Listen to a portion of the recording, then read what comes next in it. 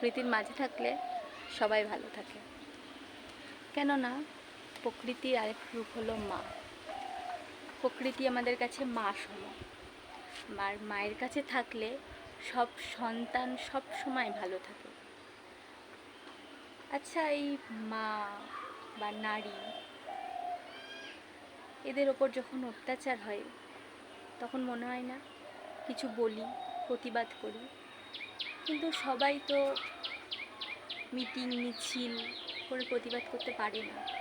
সবার প্রতিবাদের ভাষা অন্যরকম হয়, ভিন্ন হয়, এক একজনার এক এক রকম প্রতিবাদের ভাষা।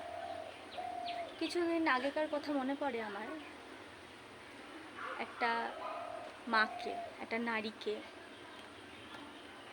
গর্ভাবস্থায় তার বাচ্চা সহকারে তাকে শ্লীলতাহানি করা হয়। সে বিষয়টা আমাকে ভেতর থেকে পুরো নাড়া দিয়ে চলে গেছিল। কেননা তখন আমি সদ্য মা হয়েছি, মনটা তখন আমার খুব নরম।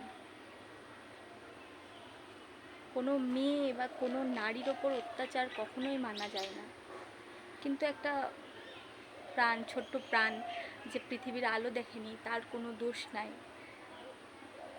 তাকেও কি নিস্তার দেয় না? এই সমাজের ওপর আমার ঘৃণা এইসব।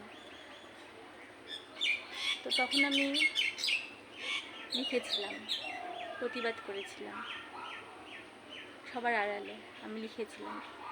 লেখাটা লিখতে গিয়ে আমার হাত কেঁপেছে, আমার চোখে জল এসছে, আমার গলা শুকিয়ে গেছে, আমি লেখা ছেড়ে উঠে গেছি, লিখতে পারছিলাম না, কিন্তু লিখেছি।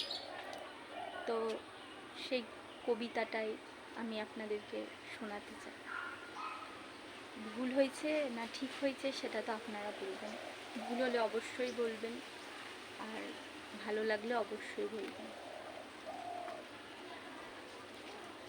কবিতার নাম হলো অন্যায়। এই তো আমার ছোট্ট প্রাণ, নড়ে চড়ে দিনমান, ঘুমিয়ে পড়ি এখন, তবে সকালে আবার কথা হবে। ঘুমের চোখে একি দেখি, অন্ধকার ঘরে পিশাচ নাকি, টেনে হিচড়ে শরীরটাকে নিয়ে এলো ধানের খেতে। কোথা থেকে দলে বলে খেলো তারা ছিঁড়ে ছুঁড়ে, দেহ ছেড়ে আত্মা করে শুধু হাহাকার। আমার মাঝে ছোট্ট প্রাণ দেয়নি তাকে নিস্তার। নাড়ি ছিঁড়ে বার করে কান্না তার বুক ছিঁড়ে।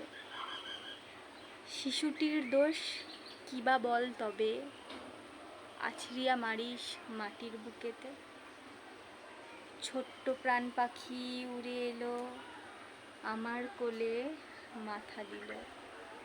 উড়ে যায় দুজনায় পৃথিবীতে জন্মাতে নাই চাই। নমস্কার। অবশ্যই ভুল ত্রুটি মার্জনা করবেন। ভালো লাগলে অবশ্যই বলবেন কেমন লাগলো আপনাদের, আর ভুল হলে অবশ্যই আমার ভুলটা ধরিয়ে দেবেন। নমস্কার। সুস্থ থাকবেন সবাই, ভালো থাকবেন।